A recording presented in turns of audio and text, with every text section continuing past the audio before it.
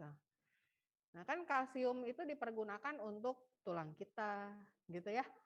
Mayoritas dipergunakan untuk tulang kita, untuk kulit kita, gitu ya.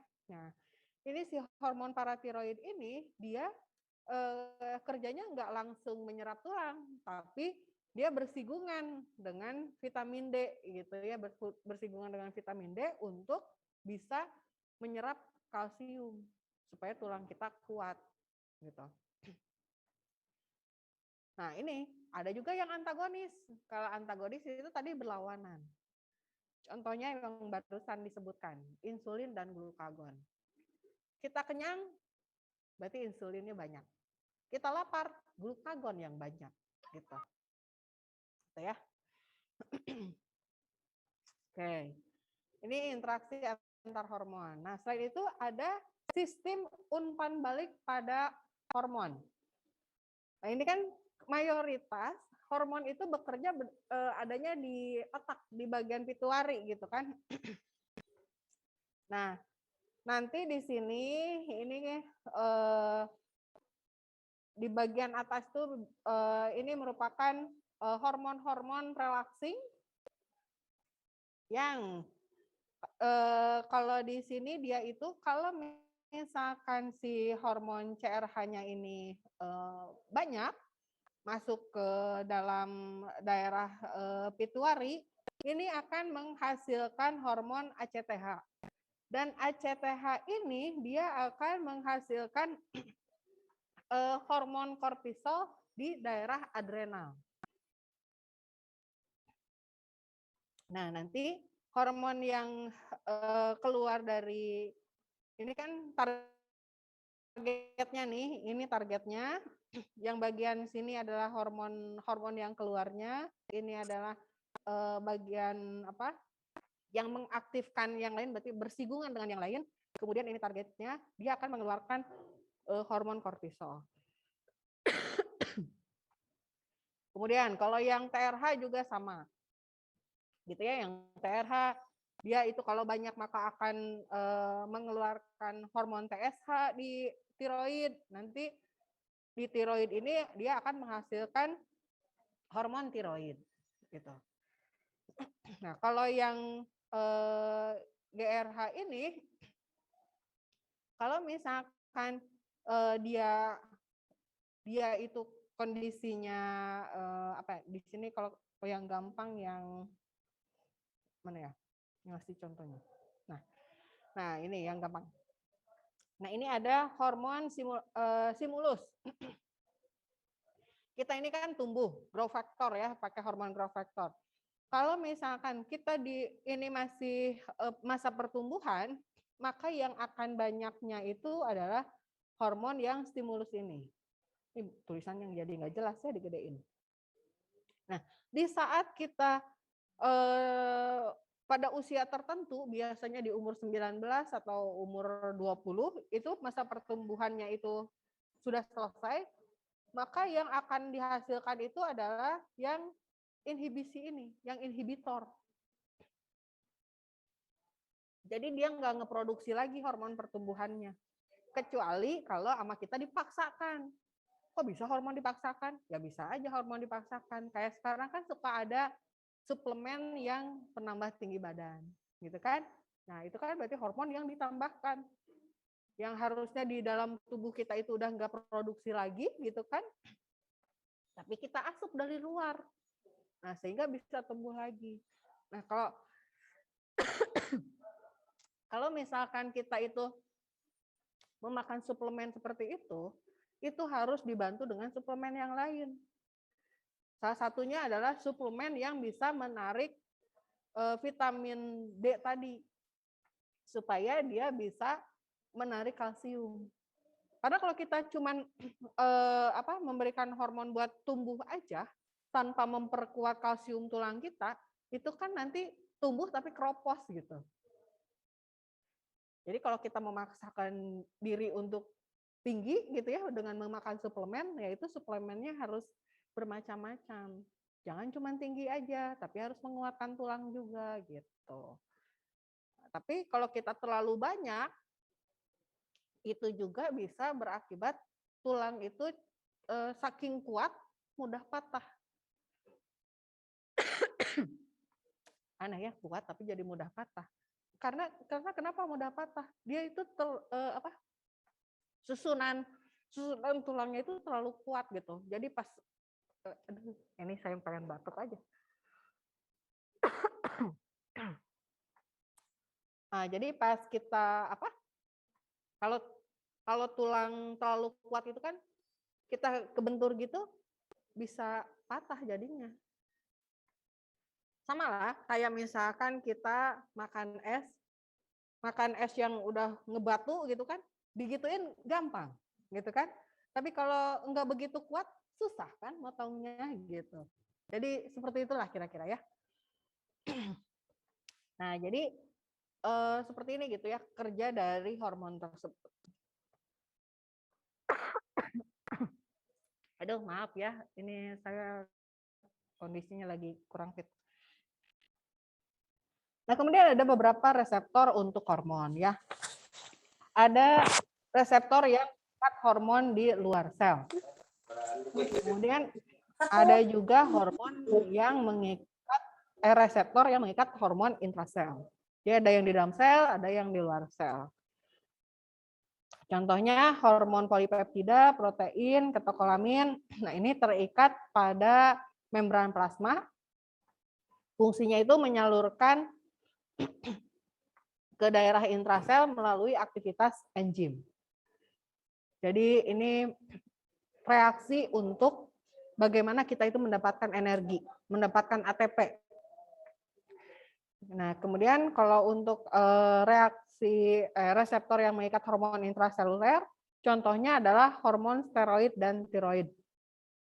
Nah, kan kalau dia itu kerjanya itu enggak masuk ke dalam membran, jadi di luar gitu. Kan tubuh kita ada yang di luar sel, ada yang di dalam sel. Nah, hormon juga ada yang kerjanya di luar sel, ada yang di dalam sel gitu. Nah, untuk yang mengikat hormon yang di luar sel, berarti contohnya hormon-hormon polipeptida. Sedangkan yang di dalam sel, contohnya adalah hormon steroid dan tiroid. Nah, kemudian untuk kerja dari hormon itu sendiri, jadi dia itu sama seperti enzim. Ada yang bisa larut dalam air, ada juga yang larut dalam lemak. Sesuai dengan tubuh kita, ya.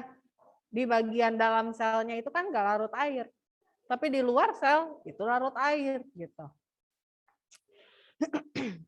Nah, terus ada juga hormon yang bersinggungan. Ada yang di bagian luarnya itu dia bisa bersinggungan dengan yang larut air, dan yang bagian sisi yang lainnya bisa juga dia masuk ke yang tidak larut air. Jadi sama kayak lemak kan, lemak itu dia mempunyai bagian kepala dan bagian ekor. Bagian kepalanya kan bisa nempel ke yang mengandung air gitu kan. Sedangkan yang bagian ekornya dia nggak akan bisa nempel dengan yang bagian air, dia akan menempelnya dengan yang tidak larut air lagi gitu. Lemak pun hormon pun sama seperti itu. Nah, makanya hormon kan banyaknya di kuning telur gitu ya. Nah, itu banyak mengandung hormon sebetulnya karena itu termasuk yang bisa beberapa hormon pertumbuhan kan kalau di kuning telur yang kayak gitu, karena dia untuk pertumbuhannya si ayam.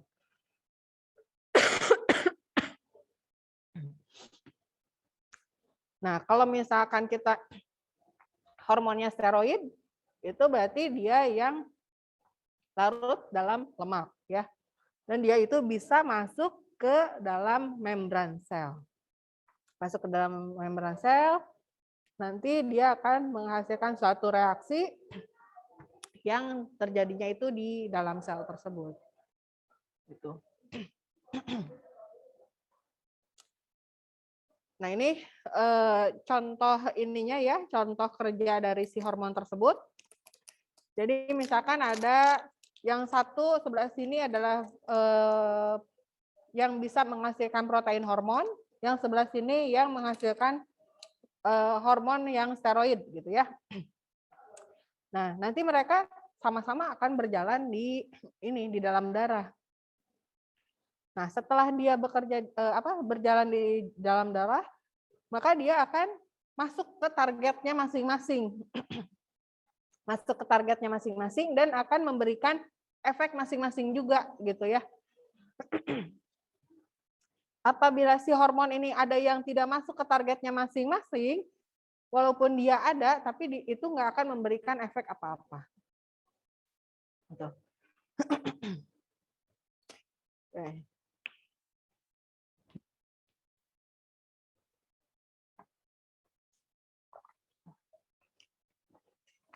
Oke. Nah ini contoh ini juga kerjanya hormon. Jadi hormon itu dia ada pada saat dia datang, maka dia akan menempel di reseptor. Nah, si reseptor ini dia akan memberikan sinyal ke, kalau di sini sih adenilat silase. Nah, nanti dari adenilat silase ini akan memberikan yang awalnya ATP dirubah menjadi AMP. Apa tuh ADP jadi AMP? Adenosin trifosfat dirubah menjadi adenosin monofosfat. Jadi ada 2 fosfat yang hilang. Nah, ini kerjanya ada di dalam sel dan akan menghasilkan efek biokimia kalau di sini ya. Nah, kalau misalkan si hormonnya ini masih di luar nih, hormonnya masih di luar dan ini reseptornya ada di dalam. Nah, hormon inilah yang dimaksud dengan hormon intrasel. Ini hormon ekstrasel, jadi dia itu menempel pada reseptor yang ada di bagian dinding sel gitu ya. Sedangkan yang ini hormon yang steroid tadi. Kan kalau yang protein dia mengandung maksudnya dia itu larutnya dalam air. Kalau dia larutnya dalam air, nggak bisa tembus gitu ke sini. Nah, tapi karena sebelumnya ini sudah ada perubahan dari yang awalnya, jadi saling bantu-membantu gitu ya, hormon yang dari protein, ini menempel di sini, kemudian terjadi perubahan dari ATP menjadi AMP, sehingga nanti memunculkan reseptor baru, dan hormon yang lain itu akan muncul, nempel di sini, gitu ya. Nah, setelah antara hormon yang intrasel tersebut berinteraksi menjadi kompleks, kemudian nanti dia akan masuk ke sel dan pembentukanlah DNA baru. Jadi ini sinambungan kerja dari hormon, kerjasama hormon gitu. Baik yang hormonnya itu kerjanya di luar sel dengan yang di dalam sel. Di sini dibuktikan dengan cara bagaimana kita terjadi pembentukan DNA. Jadi diawali dengan hormon yang dari protein dulu, gitu ya, menempel ke reseptor, sehingga terjadi perubahan dari ATP menjadi AMP. Setelah terjadi perubahan dari AMP menjadi ATP, kemudian nanti terjadi reaksi biokimia yang akhirnya hormon dari steroid itu bisa masuk ke dalam sel dan berinteraksi dengan reseptor hormon yang ada di dalam sel. Nah, setelah terjadi kompleks, dia akan masuk ke dalam nukleus dan bekerja pada DNA sehingga terjadilah perpanjangan DNA dan membentuklah protein baru gitu. Gitu ya. Apa yang terbentuknya disesuaikan dengan kebutuhan tubuh. Tubuh perlunya apa? Apakah perlu untuk memperbaiki sistem tubuh? Kita luka misalkan, kita luka kan bisa sembuh sendiri, ya. Kalau nggak ada kelainan apa-apa gitu kan. Apakah untuk tubuh berkembang? Yang perempuan misalkan ada siklus head atau yang lainnya gitu kan. Nah, itu seperti itu gitu. Jadi hormon itu bekerja disesuaikan dengan kebutuhan tubuh. Iya. Nah, ini klasifikasi hormon. Jadi hormon itu diklasifikasikan Kalau berdasarkan senyawa kimianya, ada golongan steroid, nah berarti dia turunan dari kolesterol, yang kerjanya itu pasti yang dilarut lemak, gitu kan. Kemudian ada golongan oikosanoid dari asam arasidonat, ada golongan derivat asam amino, contohnya adalah tiroid dan katekolamin, dan ada golongan polipeptida atau protein. Contohnya insulin, glukagon, growth factor gitu ya, dan yang lainnya. Ini sih hanya sedikit aja contohnya gitu ya.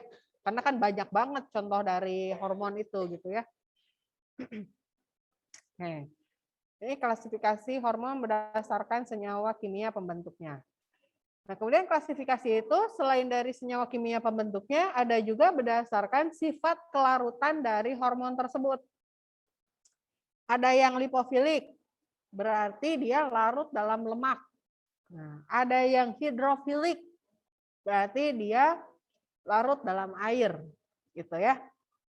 Nah, kemudian klasifikasi hormon yang lainnya adalah berdasarkan lokasi reseptor hormon.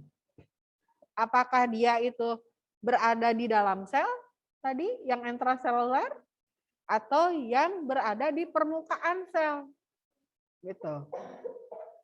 Nah, ini berdasarkan sifat lokasi reseptor hormon. Tadi kebayang ya yang di dalam sel? Nah, ini berarti ini yang di daerah permukaan. Kalau kita lihat berdasarkan lokasi reseptor, ini yang berada di permukaan dan ini yang ada di dalam sel, ya.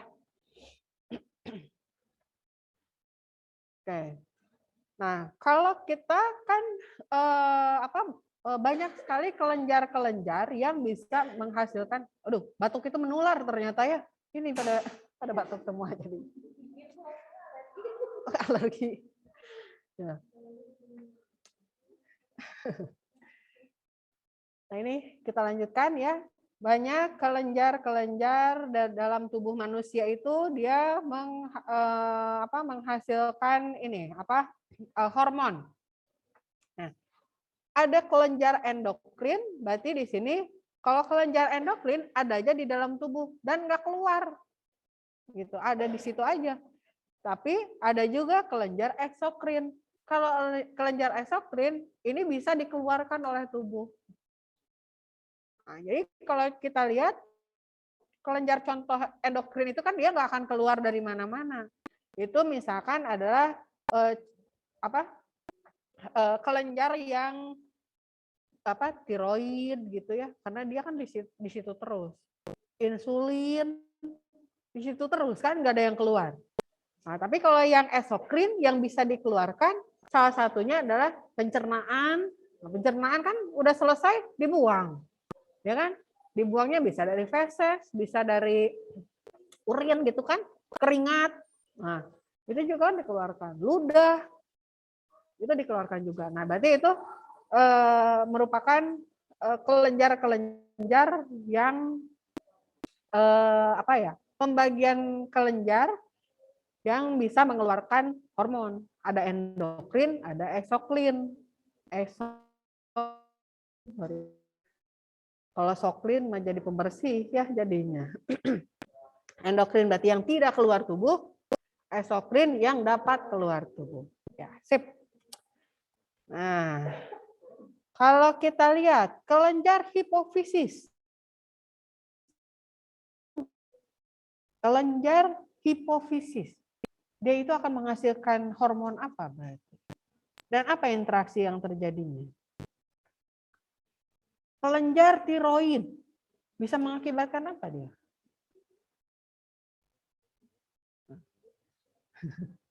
Ya kan kalau kita,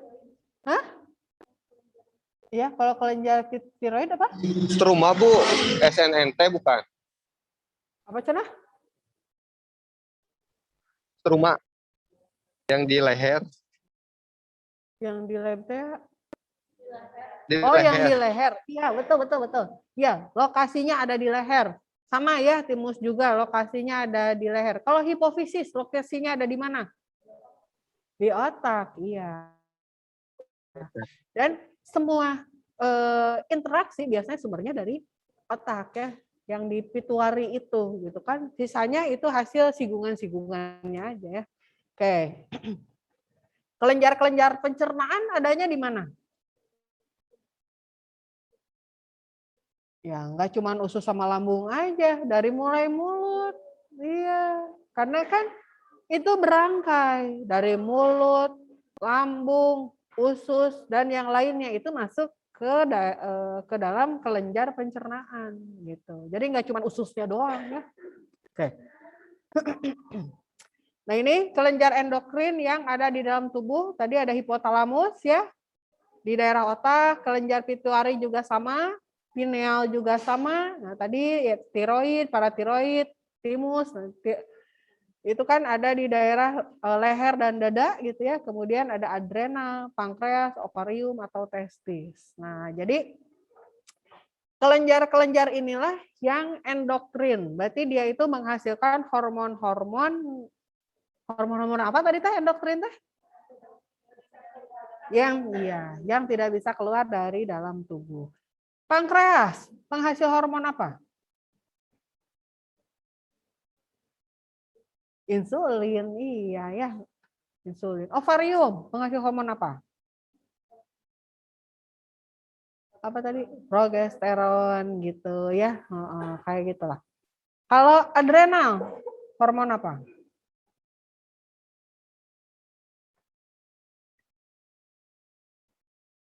Kalau kita stres, hormon apa yang keluar?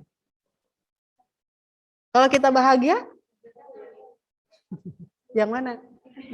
Yang mana yang adrenalin tuh yang mana? Hah? Yang stres ya. Kalau bahagia?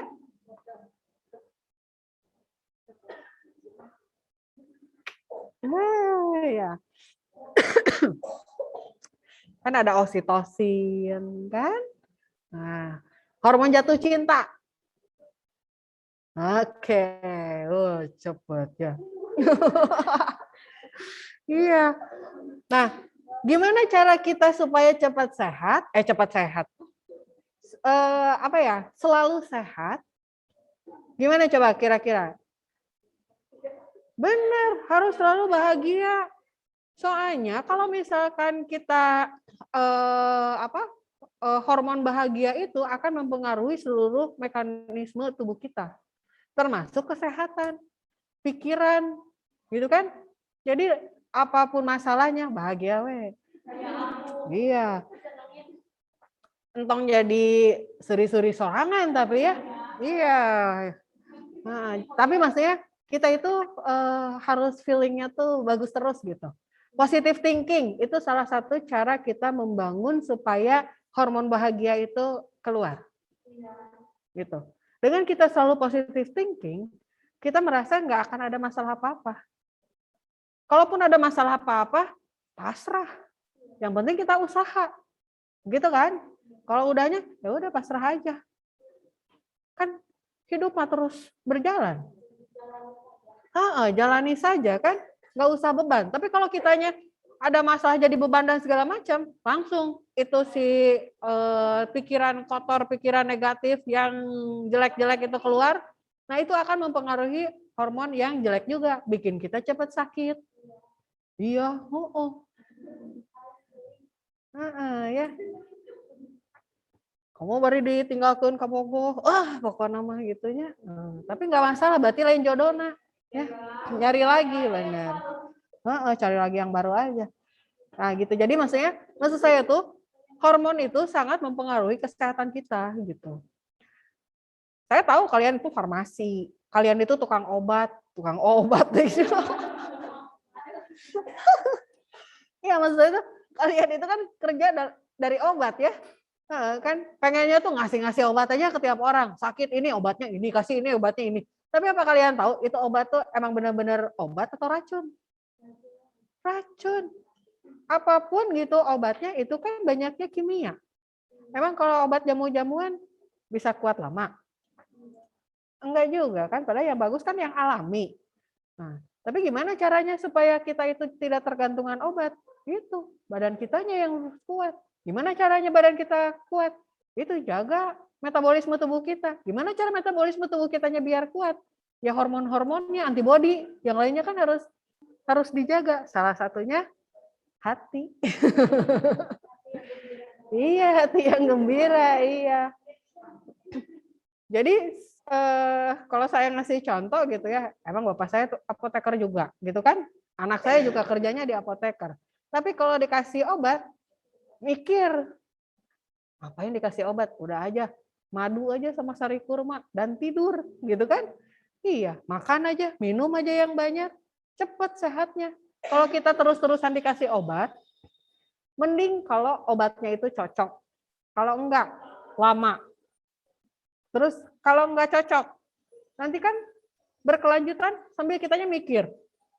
Kan, aduh ini kenapa saya nggak sembuh-sembuh aja gitu kan. Aduh ini gimana ya, oh segala kepikiran. Itu kan jadi negative thinking lagi. Gitu. Tapi apa obatnya yang paling manjur itu? Istirahat, makan yang benar, sama gitu. Minum aja yang banyak, minumnya bukan Coca-Cola, Fanta, Nukarar itu. Ya, Sprite, kamu cukup air mineral aja ya. Ini kemana-mana ya. Jadi maksud saya tuh kita jangan ketergantungan obat lah gitu. Dokter-dokter sekarang juga sebetulnya kalau dokternya yang benar, bukan pengen bonus gitu ya, pasti menganjurkannya itu bukan ke obat. Gitu. Oke, ya, kemudian ini hormon dari hipotalamus ke yang lainnya. Jadi kalau kita lihat di sini adalah sumber penghasil hormonnya ya, si hipofisis gitu kan. Nah, ini sebagai hormon penghasil sumbernya, dia itu akan menghasilkan hormon ACTH dengan targetnya adrenal misalkan. Kalau apa? Kalau kita kaget. Kan terkejut ya. Nah, nanti itu yang bereaksi yang akan keluar ACTH. Kita dikejar anjing, ujung-ujung bisa larinya cepat. Hormon dari mana? Dari adrenalin gitu yang keluarnya gitu kan. Iya, jadi kemudian kita buat para ibu nanti melahirkan, ASI-nya ada. Nah, itu kan ada hormon yang lain yaitu oksitosin gitu ya, dan tadi ya ada progesteron, saling membantu gitu kan. Gitu. Nah, terus si oksitosin juga sebenarnya selain tadi bikin happy, tapi dia itu bisa membantu kontraksi gitu. Ya. Kalau oksitosinnya sedikit, yaitu yang mau ngelahirin tapi nggak mules-mules gitu. Makanya dibantu kayak gitu ya. Jadi sangat berharga, kecil ini teh ininya apa? Kayak enzim gitu kan, molekul yang sangat kecil, tapi kalau misalkan nggak ada atau sedikit, fatal akibatnya gitu ya. Nah, ini kelenjar-kelenjar yang menghasilkan hormon. Tadi ada kelenjar tiroid atau kelenjar gondok. Fungsinya mengatur pertumbuhan metabolisme. Dan posisinya ada di dekat jakun, gitu kan. Kemudian ada kelenjar paratiroid. Ini sama ya di kelenjar gondok juga. Tapi dia itu ada dua gitu ya si ininya. Ada di dalam kelenjar tiroid. Jadi ada dua berpasangan gitu ya, itu paratiroid. Dan fungsinya itu sama, mempertahankan kadar kalsium dan fosfor di dalam darah. Nah, jadi kenapa harus dijaga kadar kalsium dan fosfor di dalam darah? Karena kan itu tadi, kita kan perlu ada regenerasi tulang gitu ya. Nah, kemudian kalau misalkan ada sesuatu yang luka, nah salah satu kalau misalkan kita luka juga, kalsium itu akan membantu hormon trombin untuk keluar gitu. Kan kalau kita luka nggak cuma vitamin K yang berfungsi di situ.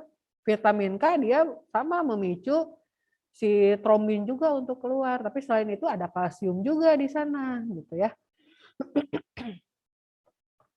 Kemudian kelenjar anak ginjal atau adrenal. Nah, ini lokasinya tadi ya di atas ginjal dan menghasilkan hormon kortisol yang fungsinya itu untuk mengatur metabolisme serta keseimbangan air dan garam. Kesetimbangan di mana? Di dalam tubuh kita. Tubuh kita kan 80% air. Sisanya lemak, gitu kan? Nah, itu harus setimbang mineralnya.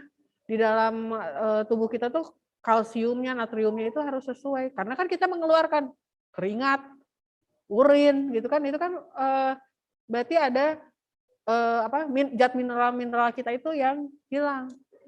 Kalau kekurangan, kita dehidrasi. Kalau misalkan dehidrasi akan mengakibatkan apa? Kulit kering, kulit kusam, kemudian bisa juga cedera otak gitu ya. Jadi maksudnya cedera otak tuh jadi kan otak juga dia mayoritas air kan, ada mineralnya juga. Kalau misalkan dehidrasi, maka aliran oksigen akan berkurang. Ini kental darahnya.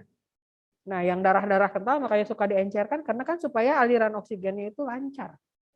Nah, jadi di sini yang berfungsi untuk mengatur kesetimbangan air dan garam adalah di ginjal ya, ini di kelenjar adrenal. Kemudian di bagian adrenal ini ada bagian medula. Nah, dia berfungsi untuk mempengaruhi denyut jantung, otot, kandung kemih, serta mengatur kadar gula dalam darah dan mengubah glikogen menjadi glukosa. Jadi di sini yang tadi si glikogen yang yang kita hasilkan dari makan gitu kan makanan itu nggak semuanya langsung karbohidrat kan. Kita makan protein jadi karbohidrat, kita makan lemak jadi karbohidrat. Terus di daging kita kan ada campuran antara lemak dan protein, lemak dan karbohidrat gitu kan. Nah itu dengan bantuan enzim dan hormon pada bagian medula ini, dia akan merubah glikogen ini menjadi glukosa. Berarti ada glikogen itu ada bagian yang ada karbohidratnya, ada yang bagian lemaknya diubah menjadi glukosa gitu. Nah, ini fungsinya. Kemudian ada kelenjar pankreas ya. Berarti di sini kan yang membantu mengatur kadar gula di dalam darah. Kalau misalkan kadar gula di dalam darah tinggi akan mengakibatkan apa? Diabetes. Kalau diabetes itu kan ada tipe-tipe ya. Ada tipe 1, ada tipe 2. Apa bisa dijelaskan nggak? Kalau tipe 1 itu apa? Tipe 2 apa?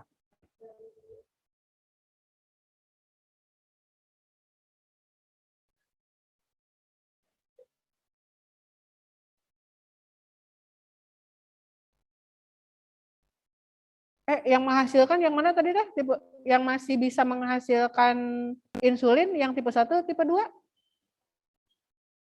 Tipe 1 masih menghasilkan. Oh, kalau tipe 2 dia tidak menghasilkan gitu.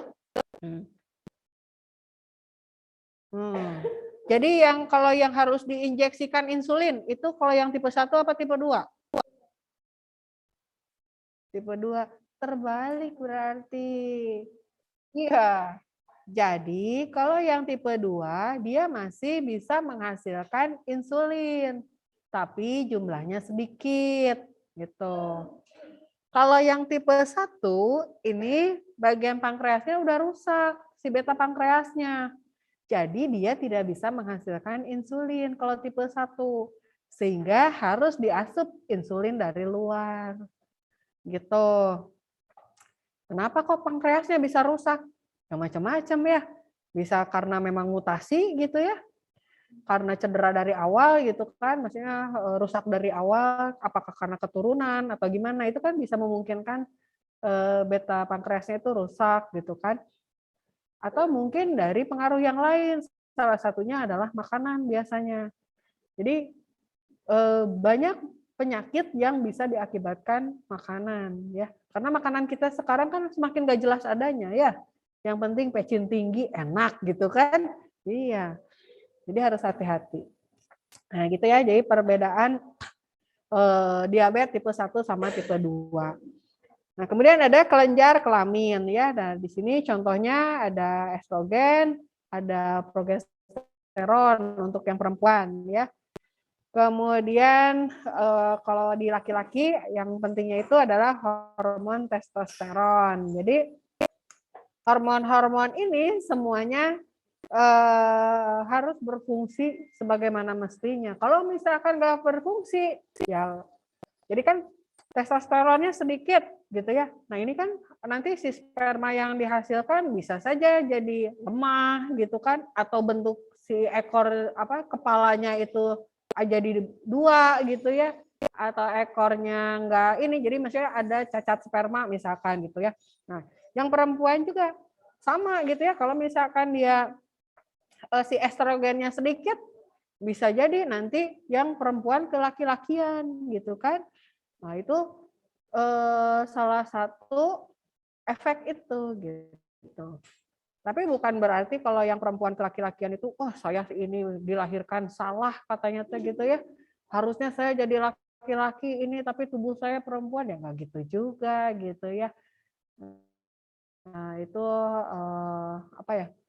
Itu sih bisa disiasati dengan misalkan tambahan hormon yang lain, diterapi supaya nanti bisa ditumbuhkan kembali, dirangsang lagi gitu ya si bagian yang bisa menghasilkan tersebut, dia memperbaiki lagi si ininya gitu ya, memperbaiki kerjanya gitu.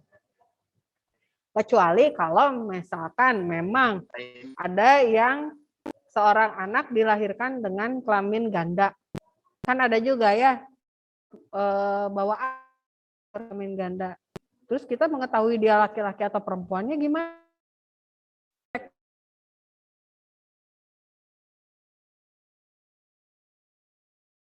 Rahimnya.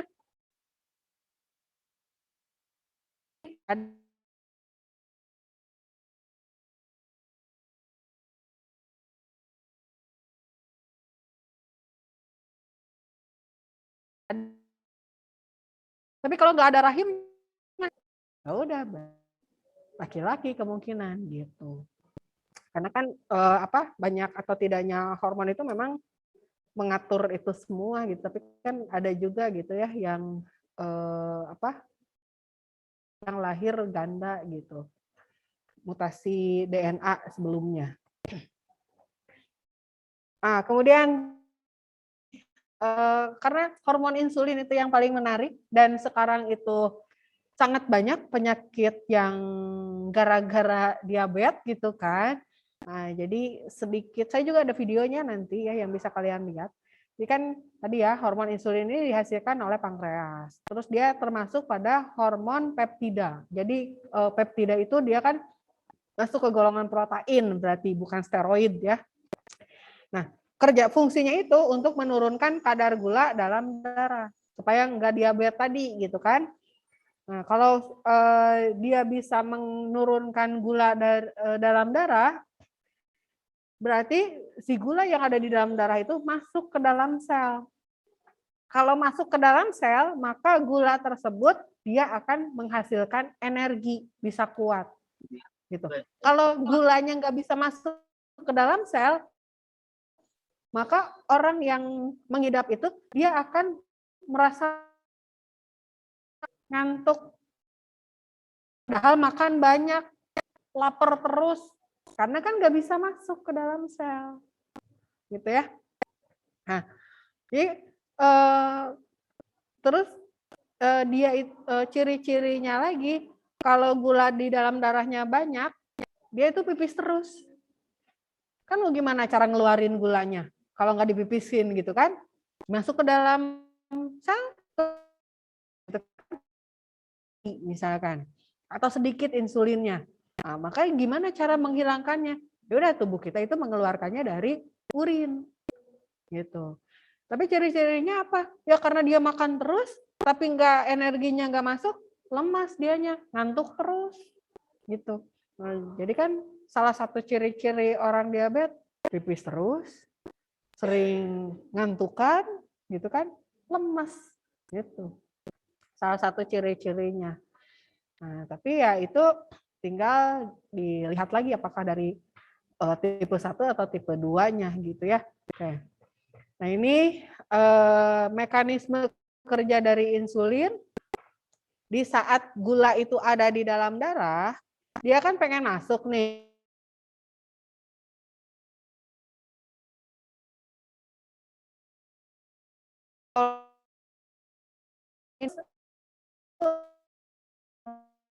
reseptor insulinnya. Di saat ada insulin masuk ke sini, maka nanti si gula itu dia akan bisa masuk ke dalam sel. Sehingga kalau misalkan masuk ke dalam sel, nah nanti dia itu bisa dirubah menjadi energi atau dia itu diubah menjadi glikogen atau otot atau bisa juga dijadiin lemak. Jadi kapan dia dijadiin otot, kapan dia dijadiin lemak? Kalau misalkan di dalam tubuh kita udah fungsi proteinnya udah cukup gitu ya, metabolisme tubuh atau maintenance tubuh itu udah cukup menurut tubuh kita, sisanya kemana si glikogen ini? Ya glikogennya disimpan, jadiin cadangan makanan gitu. Di saat kita lapar, puasa gitu ya, nggak makan-makan, tapi kan kita tetap kuat kan? Nah, karena yang dipakai cadangan makanan ini, glikogen yang tidak dipergunakan, itu yang dibakar. Gitu. Nah, tapi ya selain itu ya dia dipergunakan sebagai sumber energi, gitu ya. Oke, saya mau ngeliatin dulu video tentang insulin. Nih, insulin, gula, dan kamu katanya.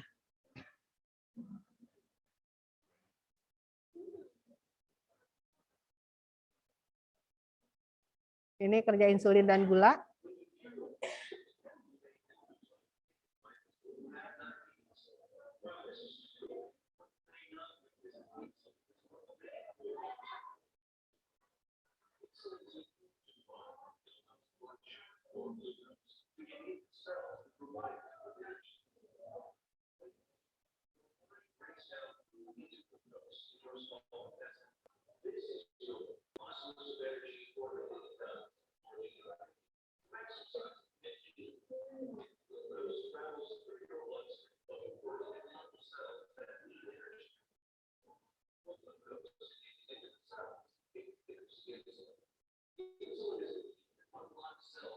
Nah, ini yang bentuknya bunga tuh insulin ceritanya.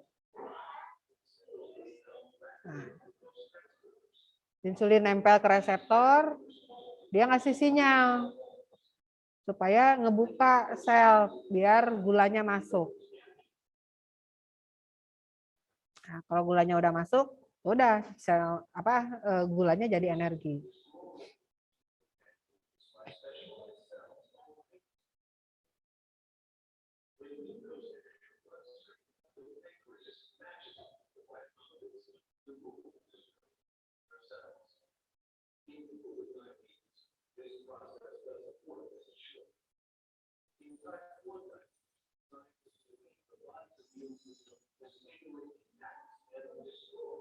Nah, ini kalau yang tipe 1 kan rusak.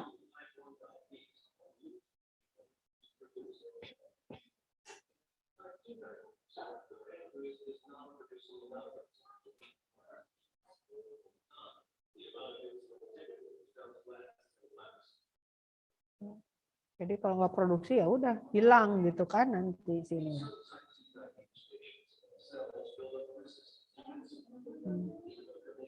Ya, kalau yang tipe 2 insulinnya nggak sesuai bentuknya. Ada tapi nggak sesuai. Jadi nggak bisa masuk. Jadi ada yang abnormalnya gitu.